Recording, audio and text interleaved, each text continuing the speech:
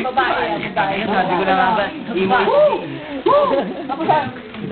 what a revelation, what a revelation. Tayo na yun. Today, Emo is gay ang puta. emo is by one. Universal. Universal. Michael, gagawin mo. Everywhere. Yun. It's a plague. It's a plague. It's like a virus. Everywhere. It's a virus. It's a virus. Ano? Emo is a virus. It's like a pest. Let's stop the virus right now. Yaman na yun. Yeah, wala yun. He's gay. I'm joking. I think ano. emo is not a virus. But, joke lang yun. Hindi, wag ba nga. It's like shabu eh. Ay, siya mo. Kasi, what shabu eh? Shabu. Yung may kain. Maraming gumagamit. Yung may kain. Umayos ka, no? Maraming gumagamit sa emo. Kaya talaga maraming emo sa emo. Asukal. Parang, sabi niya pa yung mga doon. Pare, dinurog yan, pare. Dinurog. Dinurog yan. Dinurog.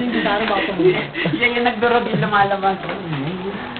Dinurog yan yan, oh. So, ano? Huwag ka naman maingay, pare. Ako na naging tagabis. Hindi kasi pare. Mike. Sige, upo ka na. Wala na yun. Ito paano yun Nagdawatat ka. Dalawa yung mic. Interview ah. Bong, sino yung namin ngayon na bong? Uy, dinojoke lang kita ha. Oo, walang problema. Bong, sino yung tumagal? Emo is gay. Di ba naman? Pare, ito parang patay natin ilaw. Gago.